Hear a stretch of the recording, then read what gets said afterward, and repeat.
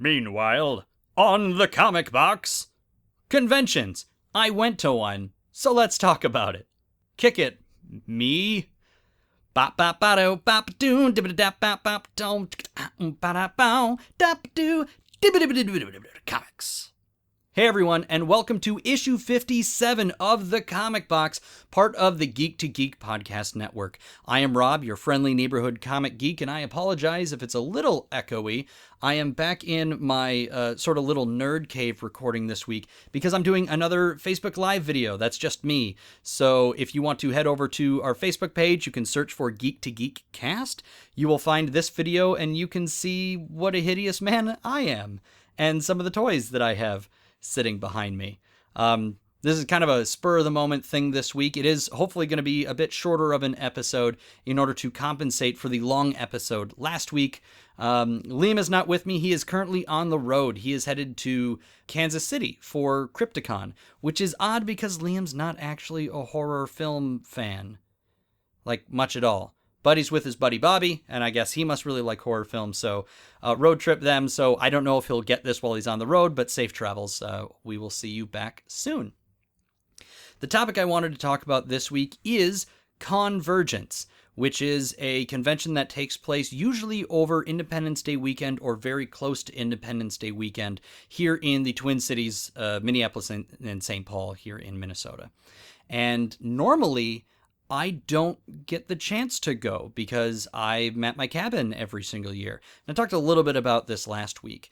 But because I was here, and it turned out it wasn't on the weekend before the 4th of July, but rather the weekend after the 4th of July, I finally got the chance to go. And I just wanted to share that experience with you guys because as I understand it, it is a very different kind of con, and it's not my usual thing. Like the conventions that I've been to here in Minnesota are very much just the ones that I've gone to with like Liam and Dr. Ray, and they're small. They call them literally Fall Con or Spring Con. It's one big room. Sometimes at the Minnesota State Fair, they have an education building or whatever. It's just one big room, and it's several rows of dealers and artists, and that's it. There's maybe a costume contest. I think maybe they have a stage in the corner where they do like an auction or maybe a panel. But that is it. That is my experience with conventions. I'm not a big con guy. Usually it's because of the cost. I usually look at, Wizard World wants $150 for you to go, and then you're buying food and you're buying merch. And do you even want to look at a famous person? That's going to cost you an extra $200. They want a photo? You better sign over your firstborn child.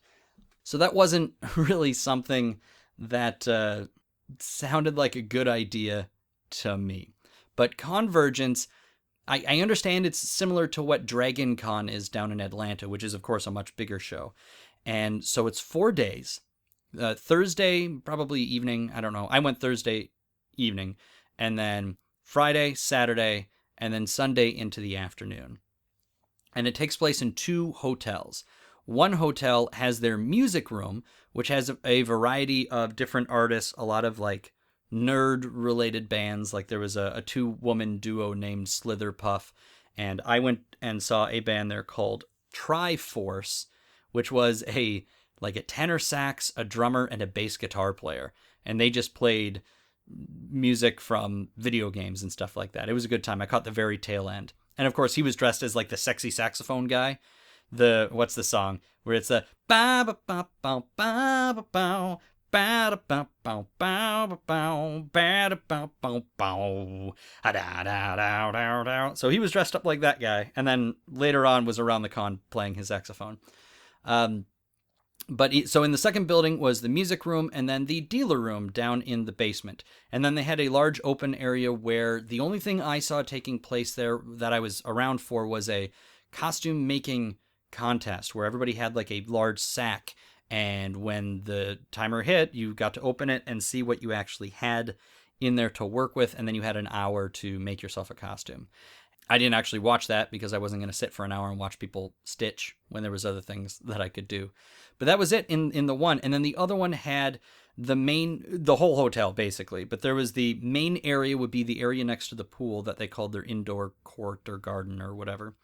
And that was where most of the cosplayers met. So any time you would go there, there's a number of round tables and then just some open space. That's where they were doing all of the big photo shoots.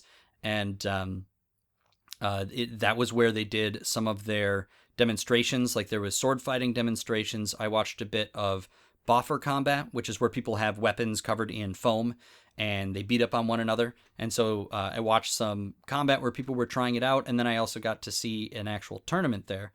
And then anytime you wanted to go and see somebody in costume, that was probably the best place to go.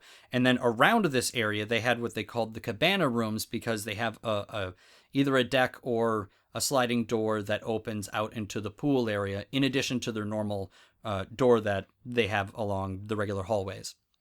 And each of these rooms would open around 7 p.m. or so along, if we look at it as a rectangle, along the long sides. There are 2 floors of these cabana rooms. Each one of these rooms is a party room of some sort, and they're all themed, they're all run by volunteers, and they would open at 7 or 8 o'clock. So there was one that was Harry Potter themed called the Room of Requirement. There was a Fast and the Furious themed one. There was the Daily Bugle, which was a Marvel and Spider-Man themed room. There was The Room, where all they did was do screenings of Tommy Wiseau's movie The Room. There was the Cantina from Star Wars. There was a room that was, and I might not know exactly what it was, but it was like a fantasy kind of themed. It might have been from a specific game I'm not familiar with. There was an anime room. There was a Hobbit hole. And then there was a Rocky Horror Picture Show room. And then there were rooms that were like just there for support kind of thing. One was like a cosplayer alliance or a congoer alliance or something like this, where you could go and get like freezy pops. And one room was like the chill room, because they kept it very cold at all times, because it was insanely warm in here, you guys. Not just was it warm outside, but inside it got very warm as well. And then on what we'll call the short ends of this, you had food rooms on one side, and sort of open game rooms. And they had a little section of like take a book, leave a book, just other places for people to go and hang out or to get fed. Because your ticket, there was no day passes. You bought a ticket for the whole weekend, and included in that was food and beverage, no alcohol. But then the party rooms would serve alcohol, and they can't sell it because you need a liquor license. So they would encourage tipping instead. And then the other side was what they called Ops and the Bridge, and it's where you would get your badge for the weekend, sign up to volunteer, sort of the administrative things, and then a chill out room that always had like a DJ going on. And at one time they had like a vintage video game tournament in there during the day. But generally in the evenings, it's just a place to go to cool down. They had free, not slushies, they had free smoothies there for everybody, and just a bunch of places to sit. And it was dim, and they had like some black lights and stuff, and just chill out music. And then in addition to this, there were all the other there was the big ballroom where they had their dances and their big performances and their masquerade. And then they had a giant movie room that had a bunch of couches and stuff in it, where they were continually playing movies and popping popcorn. And then another large square that had art auctions and the rooms for panels and such. And like one room was just a craft room. So there was a ton of stuff going on at this con. But I'd like to walk you through my own personal experience as somebody who's never gone. So I showed up on Thursday night to get my badge. And I didn't know until a couple days ahead of time that I was even going, because I thought it wasn't going to happen. So I was looking online, and they have a Facebook page specifically for people buying and selling things, including badges. If you buy a ticket to this thing way ahead of time, it's like $60 for 4 days. And when you consider $60 4 days, and they feed you the entire time, and you can get water and you can get soda, and you can get juice. They have fresh veggies and fruit and all of that. That's really not that bad of a deal. But if you buy it in what we'll call the middle ground, it's like $75. And then obviously at the end, like right beforehand, what they call at the door, it's double. It's $120 to get in. And not knowing if I was even going to enjoy myself, especially since I was going alone, I didn't know if this was a thing that I was going to like. But I went ahead, I went online, I tried to find a ticket. I had one guy who said they were going to be able to transfer went over to me, and then it fell through because it ended up, he got a refund instead. So I show up kind of, hands in my pockets, head hanging low. I did wear a costume. That's the one that's my current Twitter picture. It's me in sort of this Wild West Punisher costume I had put together for one of the spring or fall cons. And I'm at the computer literally typing in my credit card information to spend $120 and get myself a badge, when somebody comes up and taps me on the shoulder and says, "Hey, were you looking for a badge? I have one I need to get rid of, and I'm just looking for somebody to take it off my hands." Perfect. So he sold it to me for the $60 plus it was a $20 transfer fee, which seems kind of steep just to say it's a different name on the thing. But I guess whatever. In the end, $80 is better than $120. And then my Thursday was pretty much just hanging out. And I actually I'm going to do this while I'm talking to you guys. I wrote little things. So for my first evening at CONvergence, and this is my personal Facebook, which is why you guys can't see it. First of all, it's in Bloomington, Minnesota. This one took place, which is where I grew up. It's where I went to high school, but I haven't been back in years. So it was really fun. I got to see a couple of friends of mine that I knew were going to be there. One who might volunteer sometimes, and then encouraged me and invited me to go to the Harry Potter photo shoots on Friday and Saturday. And then a couple of the guys that I went to high school with were Spider-Man and J. Jonah Jameson at the Spider-Man room. But I saw other people I literally haven't seen in 15 years since I was in high school. And so it was kind of neat to sort of catch up, because it's not only I haven't seen you in 15 years, but like, I haven't seen you in 15 years and I'm dressed as the Punisher right now. But hey, you're also in a geeky costume. That's cool. Maybe we should have stayed friends longer, kind of thing. Or whatever, stayed in touch, because we're both clearly nerdy people. Because let me tell you guys, I don't know anybody else I went to high school with that actually went to school wearing Spider-Man t-shirts. I might have been the only person. I'm really racking my brain. I'm sure there might have been some people that were younger than me, but in general, like, I know there were other geeky people, I guess, but I was really the only person that wore it out literally on my clothing. They had those shirts from Hot Topic that were those really big, like, bowling shirts, but they were silky and had like Spider-Man on them. That was what I wore. So I was that guy. But I got to see those people. Let's see. I had a song played at me by a dude dressed as a K-pop guy who also did dance moves to show that it wasn't just his clothes that referenced his love of K-pop. I think it was K-pop. I don't think it was J-pop. I think it was Korean pop music, the boy bands there. And this was very typical. Multiple times I had people just walk up to me and start conversations. Usually it was, "Oh, I like your costume," or "I'm watching something and I'm sitting or standing next to another person." And they just assume, because you're there and you're geeky too, and everybody probably has some level of anxiety, and everybody has trouble in social situations, because that's usually why we all become nerds, is they just strike up a conversation. And some of them ran longer than I probably would have liked. Some of them were a little awkward, like a guy who's like, "I love your costume, let me play you a song on my handheld speaker I'm carrying around for some reason." And it was a song about Overwatch, because he thought I was McCree, because of the poncho that I had, and the whole getup was fairly, McCree-ish, because it was kind of a man with no name thing, which is what McCree, the character in Overwatch, is based off of. But he just plays me this song, and I'm nodding and saying, "Cool. Do I have to stand here now and listen to 5 minutes of this song?" And then he's like, "Nobody recognizes my costume. Like, you're in a suit. I don't get it." He's like, "No, it's K-pop. There is the name of a band on his t-shirt." He's like, "It's not just for show." And he does a couple dance moves. And this is in the middle of that court area, so we're surrounded by other people. And that's kind of the glory that is CONvergence, or as they like to call it, con. Like, as a, not definitive, not the con. They just call it when I'm at con, or doing con, I guess. That's just the way that they like to refer to it. And it's been around for something like 20 years, so that makes sense. I got female Rickrolled in person. I got a brief tour of my friend Amanda, who is an amazing costume maker. Part of the 501st, does a lot of Star Wars related stuff here in the Twin Cities. And while we were doing that, she ran into somebody she knew and said, "Ask me what my costume is." "Okay, what's your costume?"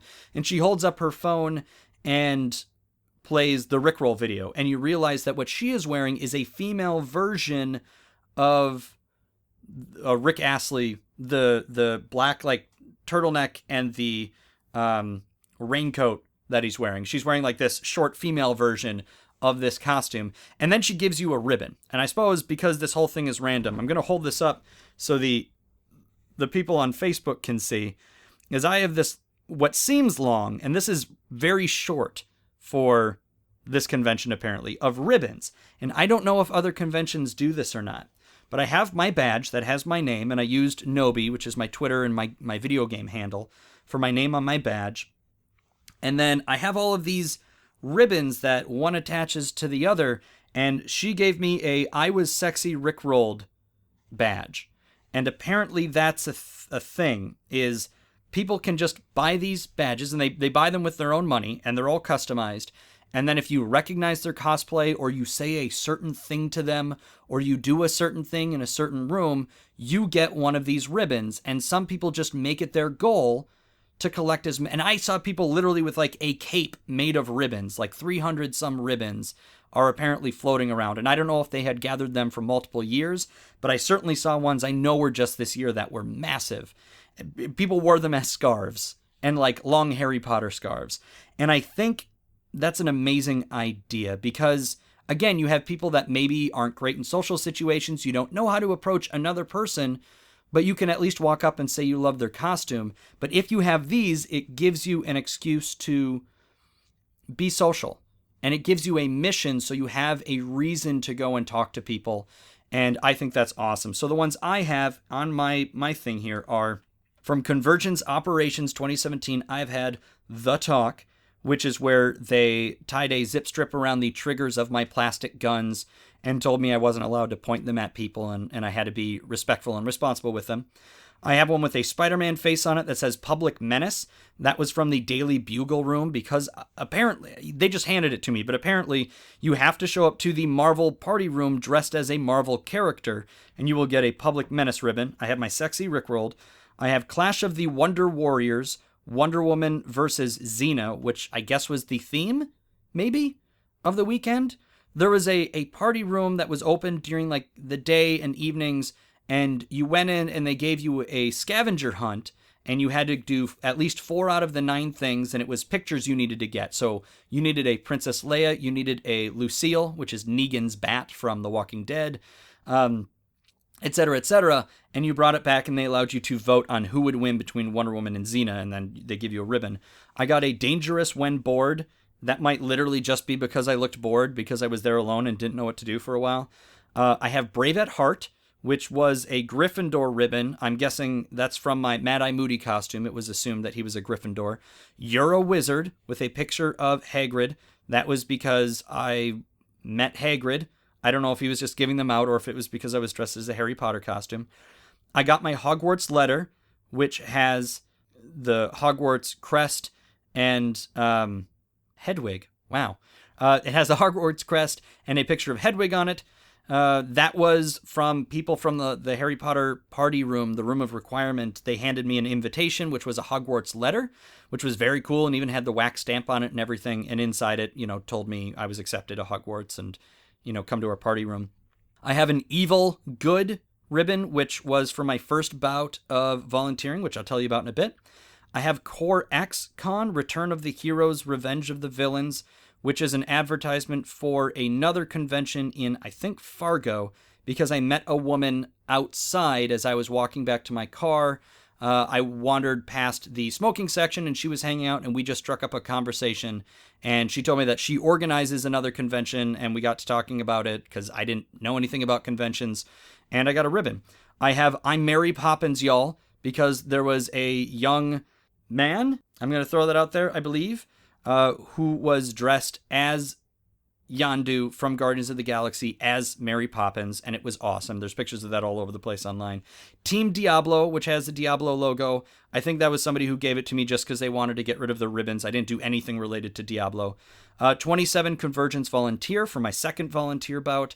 The Empire Wants You.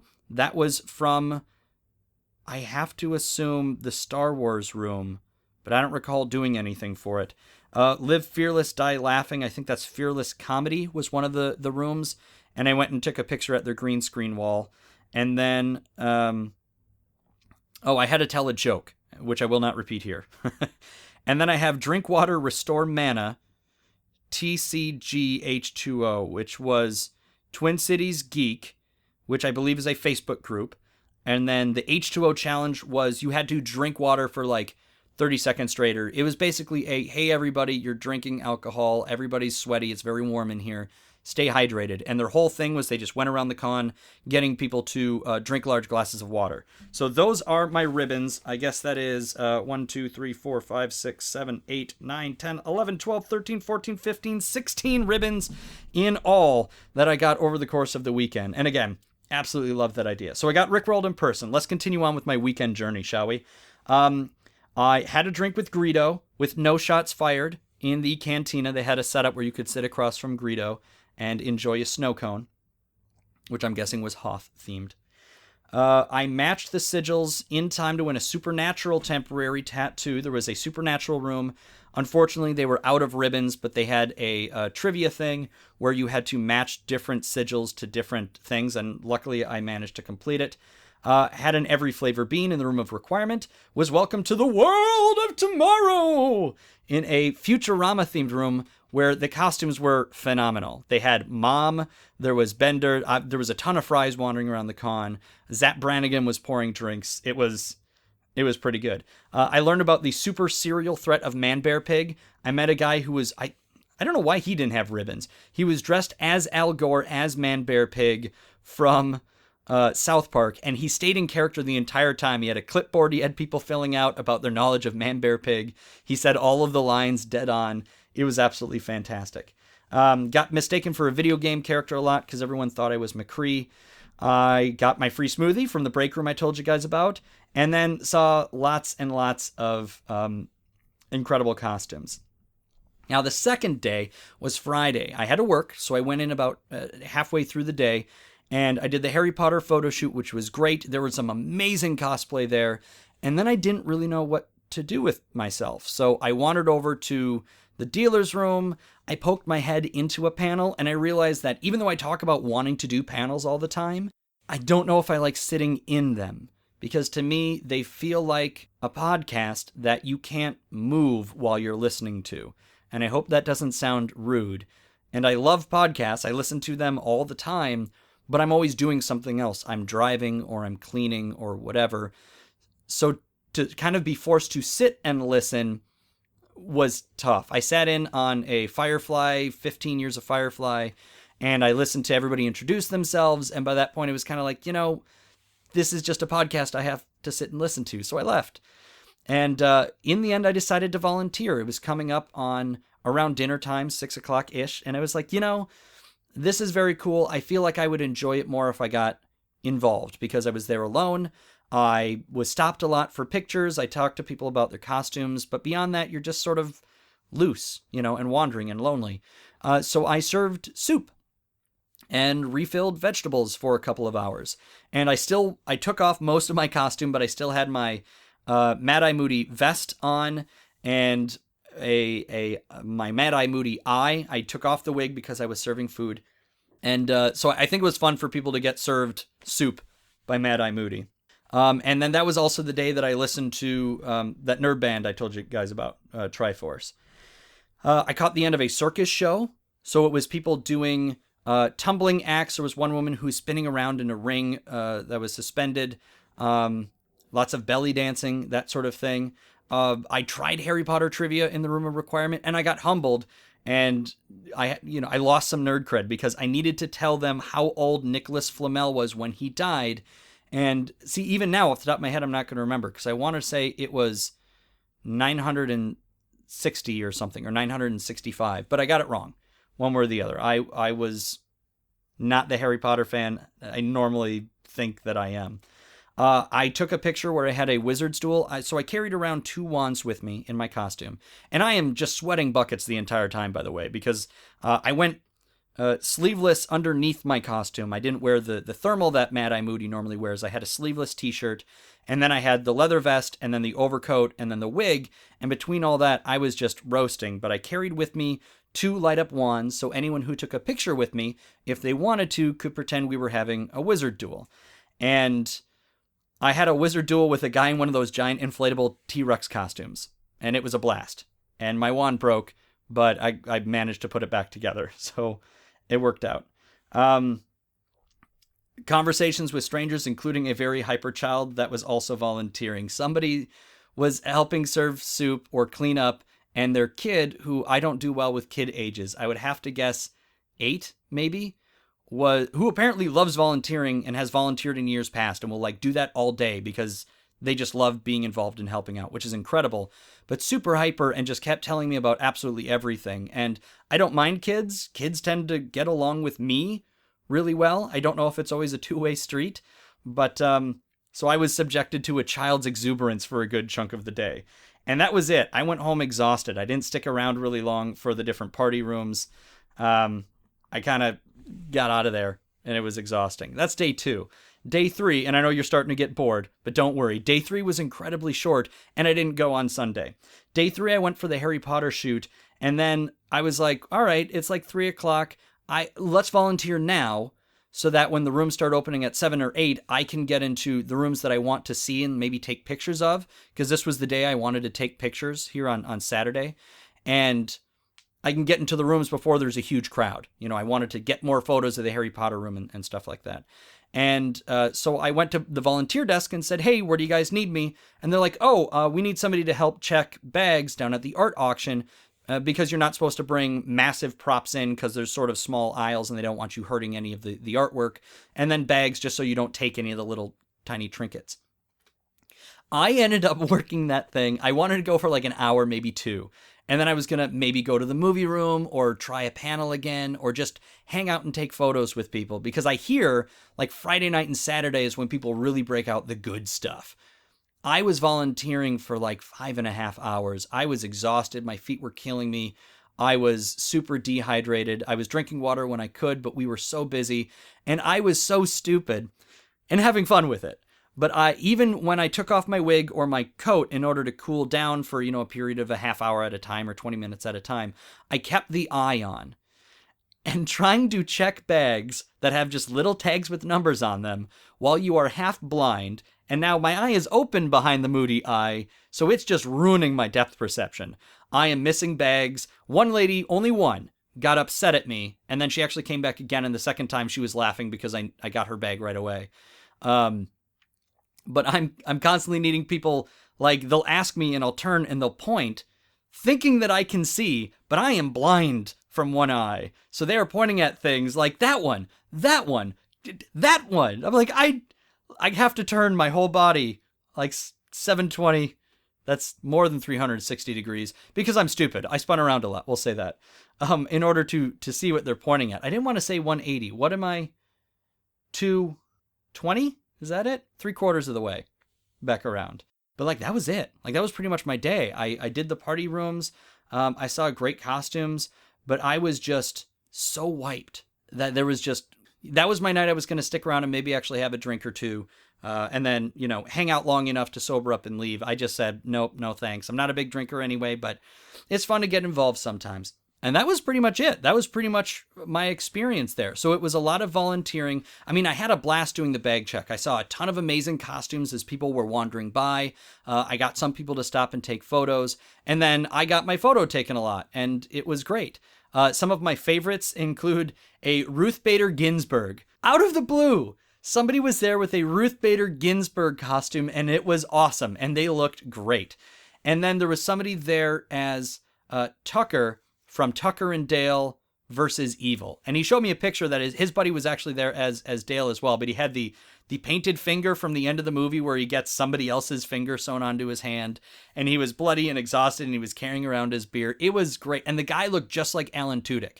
So if you go and look for CONvergence 2017 or the hashtag CVG 2017, there is a picture I know somewhere of this guy as Wash when they did the Firefly shoot, and it is uncanny. He did an absolute fantastic job with both costumes.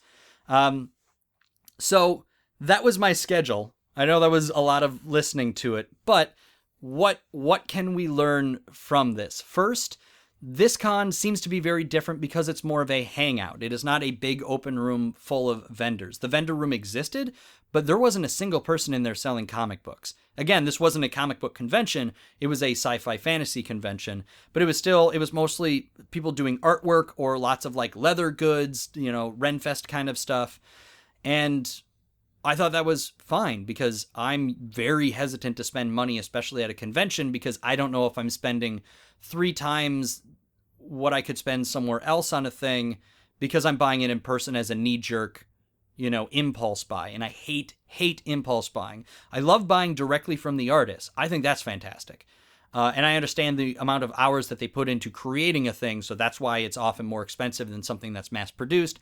But as a consumer, if it's just a thing that sits on a shelf, I don't know that I'm a person that cares too much. Point being, I didn't do, a ton of that. I didn't buy anything. I made one round of the vendor room. But I loved the atmosphere. I love that there's always stuff going on, so much that you don't really know what direction to go in. And even when I looked at the panels and said, there's nothing for me, there was volunteering. Or you can just hang out and have food. The one thing I wish I did that I didn't do was just sit and watch. And that was my plan before I ended up volunteering for so long. But just to sit and people watch. I would think that at something like this, it's much better to bring at least one friend along with you. I feel like having a partner in crime or somebody saying, I want to do this, or just somebody that you can always talk to because they're with you. I can be outgoing. There's other times that I'm very much not, that I'm very introverted. Having costumes helps because people are in character, or you can at least start a conversation by saying, I love your costume. There's a guy in a fantastic Moon Knight costume, and I talked to him for quite a while just about making his costume, because everybody who's there, especially the people that make their own costumes, of course they want to tell you about the thing they did because that's what they're passionate about. So it's great to be around a bunch of people that share that same value. That said, I'm not sure what I think about the party room scene. I love the idea of them. I love the idea of the themed rooms. If it were me, I would probably have like maybe 2 panel rooms, and then maybe take the larger panel rooms instead of what these were, which is literally just hotel rooms with the beds taken out, and maybe make those all day or open a little longer and have those be themed. I feel like that would be much more enjoyable for me personally. So it could be like, oh, you like Harry Potter? Come hang out in the Harry Potter room for a while. Where instead it was, here's a line that goes down the hallway for a couple rooms that are very popular, like the Harry Potter one, which ended up winning best room at the convention. And you're waiting in line. It's incredibly hot. Everybody is gross and sweaty as you're trying to pack yourself into this room. It's a single file line that curves in. You can do trivia if you want. You get your drink, you turn around, and you walk back out the room. And I feel like that limits your enjoyment of them. I get that that's the idea of them. But then there's also what I call bro dudes. Some people like dude bro. I prefer bro dude. And they must be some level of geeky if they're at this convention. But there's guys that are, running around in just their Speedos. Or there was one guy that every time I saw him, he was trying to hit on another girl. And I guess maybe I'm being insulting by just saying this guy must be a bro dude because he wasn't, overweight and balding like yours truly. That he looked like a, normal, regular college guy that probably exercises regularly. But it was just the idea of people that are walking around that aren't really in costume and they're not wearing, like they don't have a t-shirt identifying a particular geekdom, and they really seem like they're just there to drink and to party. And that's certainly part of this con. I just feel like you're missing out if that's what you're going to do. Because you're going to spend most of the next day sitting in your hotel room because you're going to be hungover. And I don't know. I just feel like in general, going and getting completely blasted ruins your enjoyment of something. Like, I don't mind hanging out with friends and having a drink or two, but I don't know. And that's me personally. And I am not pushing at all. I've been accused of this. I am not pushing my own morality on anybody. If that's the thing that you enjoy, perfect. It's just for me personally, I've heard that, they're like Dragon Con is a bunch of people in costume getting drunk together. And I'm like, part of that sounds really, really fun. And I guess part of it was also, I knew I was driving home every night and I'm responsible, so I don't drink anytime I'm getting behind the wheel. But at the same time, it was kind of like, is that all we're doing? Like, can we also be hanging out or having conversations? And some people were. And some people were, there were you had to take an elevator to get there. On the 22nd floor, they had tabletop gaming, which I wanted to get involved in, but never got there in time, or board gaming, which I also wanted to go and do. There was a time they were playing Legendary, and I didn't get there in time.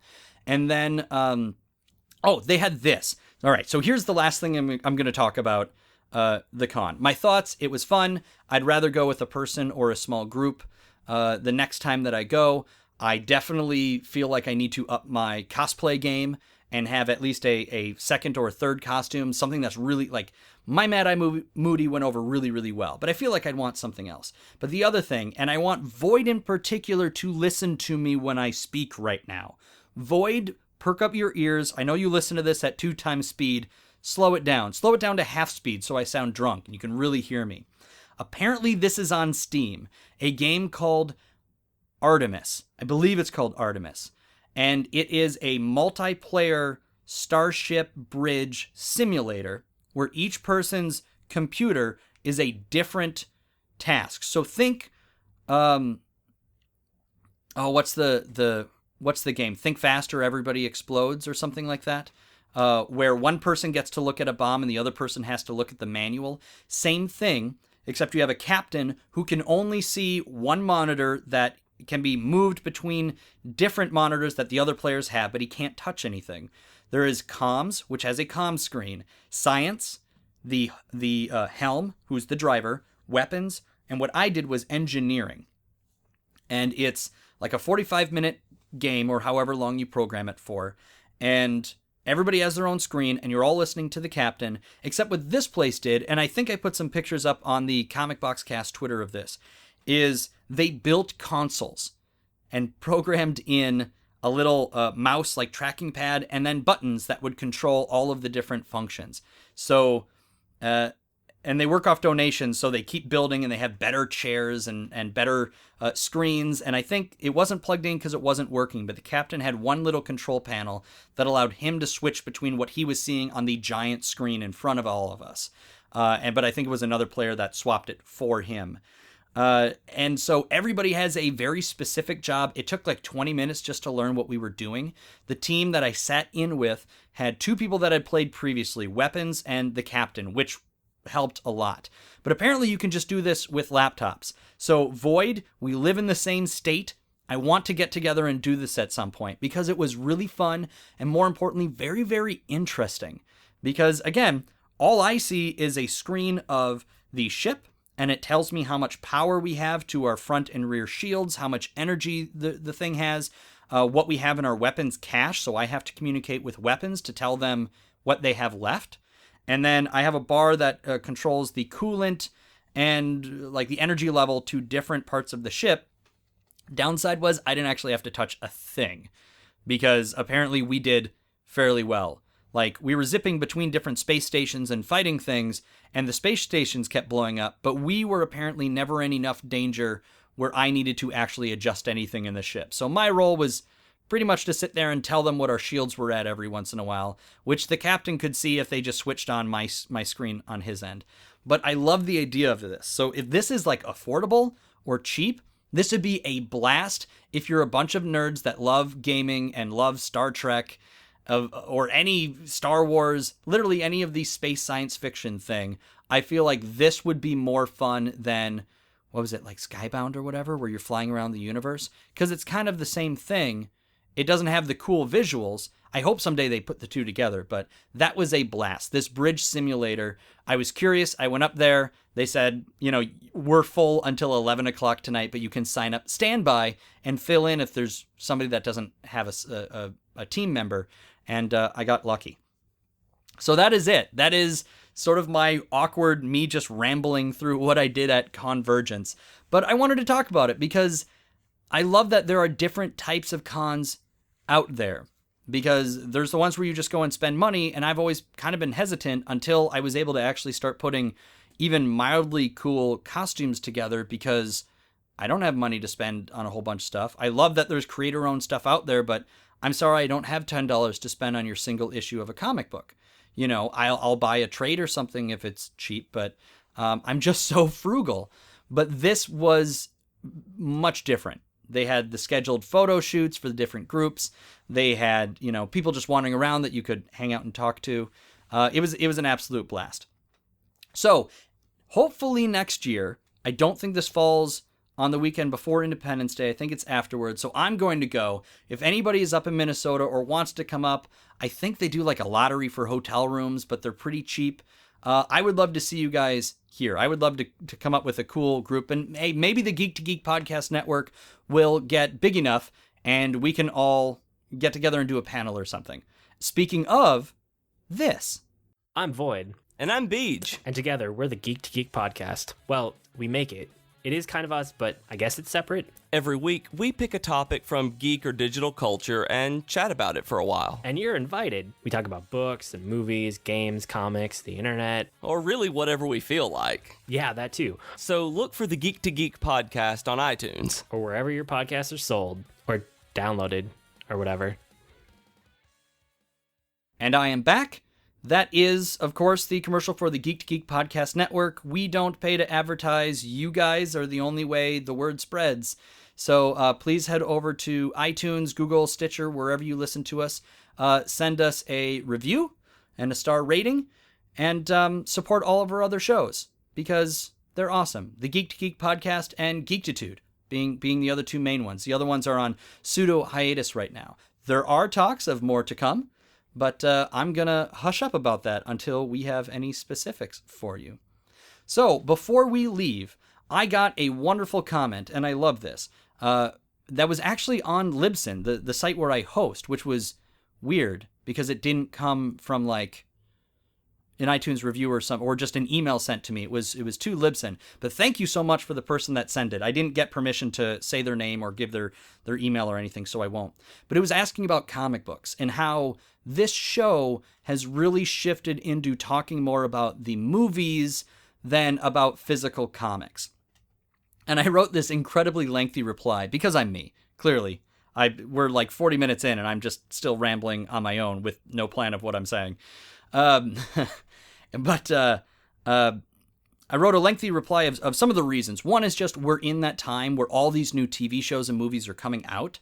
And I feel like a lot of you guys out there listening aren't necessarily weekly comic book readers. So while I want to keep throwing suggestions at you, I don't know if it's worth it to take your time to do nothing but talk about physical comics when it's nothing you'll read beyond the, oh yeah, that's a good suggestion. Whereas everybody is going to see these movies, so what I can do as your friendly neighborhood comic geek is give you primers, explain to you who the Vulture is before we go into the movie, so you can get some of that comic book geek excitement when you see something on screen that you recognize. Also, the other part of it, and this one is, sorry Liam, again, I don't know if he listens to episodes he's not in, but Liam doesn't read the comics. There's a lot of the times where he say he will, and he either gets busy or he does something. I'm apologizing for him. He plays video games instead of reading the comics for the week. So it's tough for me to have a co-host on, which does make this show better, as I'm sure you can tell right now. I think I can hold it down pretty well. But as you can tell, it's much more enjoyable if there's somebody else for me to talk to here. But that's not necessarily going to be somebody that's going to read the same volume of comics as I do every week. And I love having Liam on the show. He's great for color commentary, but I'm still the encyclopedia, Comica. Encyclopedia Comica? That'd be a really good name for the show instead of the comic box. Because then we could dive deep into it. Well, it's too late now, isn't it? We're 57 issues in. So that's the other reason. I still try and do it, and I do want to get back to it, which is going to bring me to next week. I keep saying that Dr. Ray is going to come on and talk about Brian K. Vaughan comic books, and he still hasn't yet. We haven't gotten our schedules to work out quite yet for that to happen, but I'm just going to say for next week, I have a poll list with a poll list. We are going to read a trade, and I believe it is recently out, and it is simply called Batman by Brian K. Vaughan. And it's like 180 some pages, and it's on Hoopla, guys, because it's a new month. So, Hoopla. I got that from Hoopla, as well as the comic that I Well, sorry, let's say that first.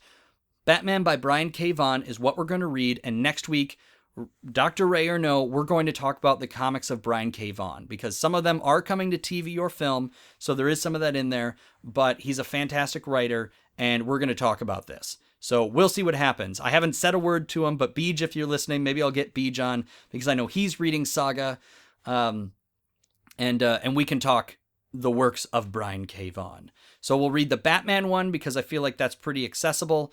Otherwise, you are welcome to, and that's just because that's what I'm going to read. Otherwise, you can read the first volume of Why the Last Man or the first volume of Saga. Warning for both of those, this is adult content. These aren't necessarily books for kids. Otherwise, you could read volume 1 of Runaways. But I'm going to say the pull list is Batman by Brian K. Vaughan. Go find it via Hoopla. Go pick it up at your local comic book store. I'm sure you can also get it digitally through ComiXology. If I find a link, I'll send a link to ComiXology for that, we'll say, in the show notes. Now for what I have been reading. I'm going to move my weekly geekery into here just because it's comic review. So reviews. I finished reading The Golden Age, which is written by, and now I'm blanking. Is it Robinson? Who did a lot of JSA stuff. But it is specifically about the Golden Age heroes fighting. God, I suppose it's a spoiler. Like, I knew this going in. Can I just say it? Okay, so spoilers for the Golden Age. If you just want to read it on your own. 5, 4, 3, 2, 1. Earmuffs if you don't want spoilers.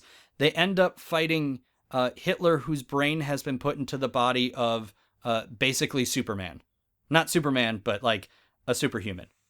So that's the massive twist of the whole story, but that was what I knew. Wizard used to talk about this all the time as one of the greatest twists in comics. And it's good. It has almost a Watchmen feel because it talks about everyone sort of post-retirement. But it's very good. And then I started on Jeff Johns' Hawkman book 1 or whatever, which is like 300 some pages. Again, this is on Hoopla that I'm reading, and then that's where I read The Golden Age as well. I just decided to pick up some random things. That's what Hoopla's good for. And so far so good with Hawkman. I think I'm like 4 or 5 issues in. It's fine. I feel like Hawkman is still a very bland character. He's always seemed pretty bland to me.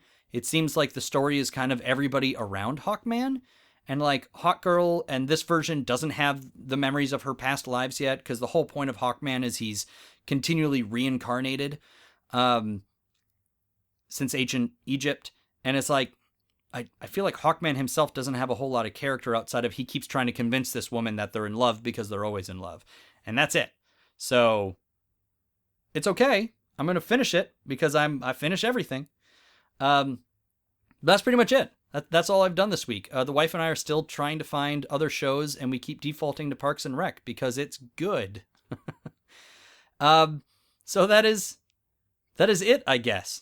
I don't have a good way to end this episode, this issue. So we will go ba ba do ba ba ba ba ba do ba da da ba ba ba ba ba do da da da ba da da da ba ba.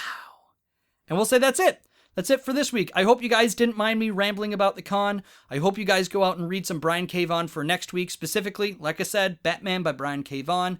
Don't forget, star ratings and reviews on iTunes. If you have anything you would like to say to me, or ask a question, or make a suggestion for the show, you can find me on Twitter at ComicBoxCast, or personally at Noby, at KNOWBY. You could send us an email if it's something a bit longer. That's thecomicboxpodcast@gmail.com.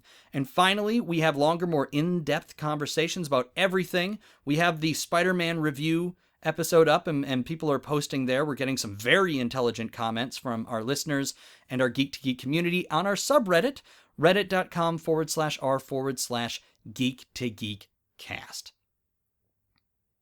And that's it. Was that it? Oh, Facebook. I'm Facebook living right now. Go to Facebook, search Geek to Geekcast. You will see that video. It's literally just me talking into a microphone, but it's an experiment. If you guys, tell me if you guys like this. I assume it's more fun if I have somebody else here, but it's a cool behind-the-scenes thing. You'll see when I stop to cough, or if I get a drink of water, or I guess potentially if we screw up and start yelling at one another, or the things that get cut out. A lot of times I think an episode is too long, and sometimes I'll even chop out a whole topic of conversation, or more often jokes that Liam makes that I don't feel are appropriate for the air. So head over to Facebook. We have a Facebook page as well, and I will see you guys next week. Ba-da-bow, ba-da-bow, bop-doo-doo-dow. CONvergence episode. We're in costumes and walking around taking pictures. Looking at panels, they're okay, but not for me. Do do do do do do do do. I don't know. See you guys next time.